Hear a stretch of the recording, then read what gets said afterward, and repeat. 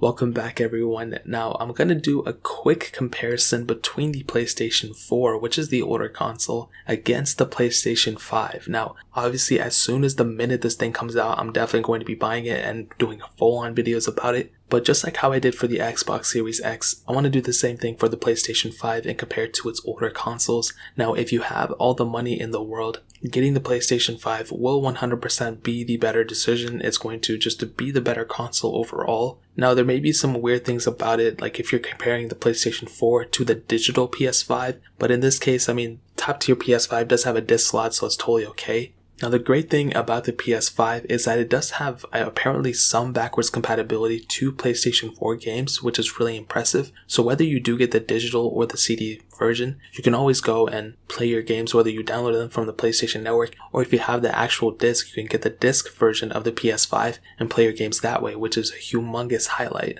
Now starting off with the outside of the consoles, this is pretty much where the biggest differences are, and based off everything that we've been seeing, there hasn't been anybody to compare a PS4 right next to the PS5. And again, I'm comparing the original PS4 to this one. I'll compare the PS4 Slim and the PS4 Pro later, but here's the thing, the PS4 is substantially smaller than the PS5. Even the PS4 Pro is smaller than the PS5, whether the digital or the non-digital one, which is crazy. So it's definitely a big console. It's much bigger than the PS4, but the way I see it is you're probably just going to set it away and then just be away for a while. Like you're not going to carry it with you everywhere. It's not like going to go in your pocket. Like you're just going to put it under your TV and then just forget about it. So again, with future PS5s, they're probably going to go ahead and, shrink it down a little bit, but I think it's perfectly fine for the most part in my opinion. Now on the outside, you can see there's quite a bit of difference. The PS5 looks much more futuristic. It looks so much more different. The PS4 looks like your standard normal, console in a way. You have that black finish, which I don't know if the PS5 is coming in black. I really hope it does.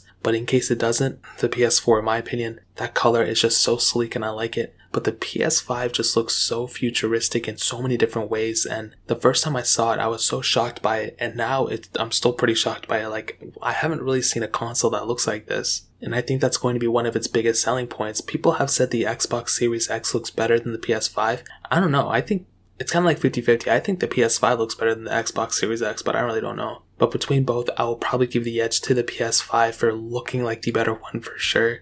Now in terms of some specifications inside of them, basically the biggest difference I would say, and that a lot of people have said, would definitely come in the form of the hard drive versus the SSD. So in the original PlayStation 4, you do have a hard drive in it, which tends to give you slower reading and writing speed, so keep that in mind.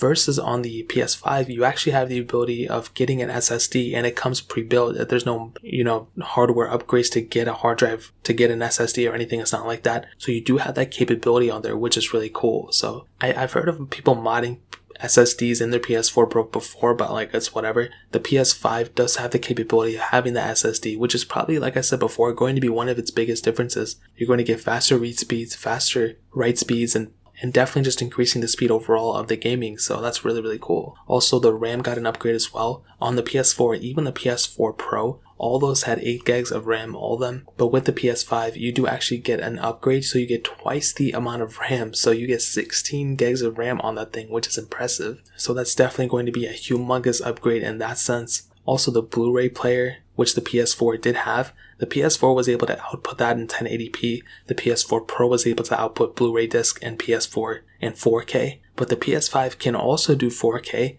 but it can do 4K at 120 Hz. But on top of that, it can actually stream out in 8K video as well, which is really, really impressive. And that's a humongous upgrade coming from a PS4 Pro, even the PS4 Pro in my opinion. Now, all the consoles had 8-core CPUs, but the PS4 Pro had 8 cores at 1.6 GHz, the PS4 Pro had 8 cores at 2.1 GHz, the PS5 actually has 8 cores at 3.5 GHz, which is insane. Now I know I messed up the naming of that and everything, and the PS5 definitely has huge upgrades coming from the original PS4, even the PS4 Pro. Now I will tell you this, there is a little bit of a downside. The PS5 has less USB ports than the PS4, which I don't understand why they did that. You're only getting one USB port and then one USB Type-C port on the PS5 as far as we know, where the PS4 does have more. It never had USB-C, but at least it had, more I/O ports at the end of the day. But I guess we'll see what happens. It's not a deal breaker or anything, but in my opinion, between both, I would definitely recommend people to pick up the PS5,